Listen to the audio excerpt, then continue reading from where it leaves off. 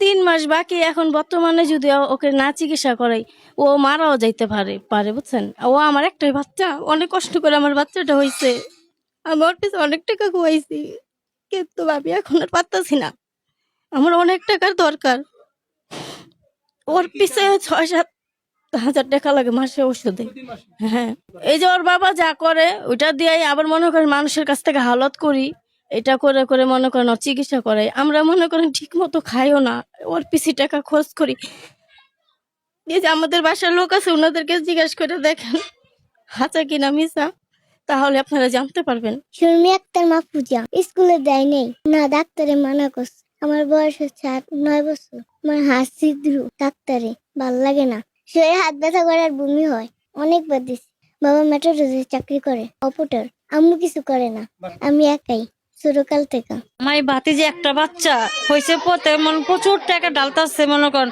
ওর জন্ম 9টা ছিট দিয়ে আসছিল, 9টা থেকে এখন 2টা আছে। অনেক টাকা পয়সা ভাঙছে, টাকার লেগে এখন 2টা ছিট দিয়ে অপারেশন করার লেগে মানুষের কাছে আমরা হাত বেড়াইতেছি একটু সাহায্য কারণে। কেউ যদি 10-20 টাকা করে যদি সাহায্য দেয় তাহলে বাচ্চারা বাঁচতে পারে। একটু আপনার মেহরবানি করে একটু সাহায্য করেন আমাকে।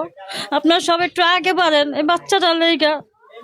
আপনার কাছে একটু সাহায্য চাই, আপনার কাছে দয়া চাই। একটু আমার বাতিজি মুখে দিকে তাকান আপনারা। আমার বাতিজি আর কোনো সন্তান নাই, একটা সন্তান আমার বাতিজির। আপনারা সব একটু মুখে দিকে তাকান, বাতিজির একটু তাকান। আমার বাতিজির সাক্ষী হয়ে নাই, এই বাতিজির আজকে বাইচা আছে এই বাচ্চাটা মনে করেন। আপনার সবাই একটু তাকান, বাতিজি একটু বাঁচান।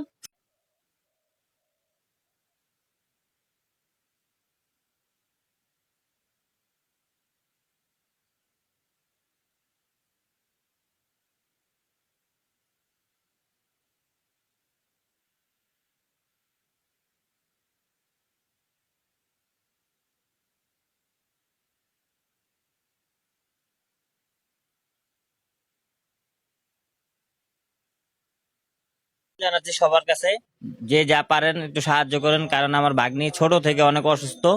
ওর 9টা ছেদি ছিল, এখন 2টা আছে। এই 2টা নাকি অপারেশন করা ইমার্জেন্সি প্রয়োজন। এখানে প্রায় 5 থেকে 7 লাখ টাকা খরচ হবে। তারপর আমরা ডাক্তারের সাথে আলাপ করেছি, কিছু সীমিত ওনারা মানে করে দিবে, ডিসকাউন্ট করে দিবে। এখন আমরা সাহায্যের আবেদন করছি আর কি। যে যা পারেন, যতটুকু সহযোগিতা প্রয়োজন তা করার করেন, যোগাযোগ করেন।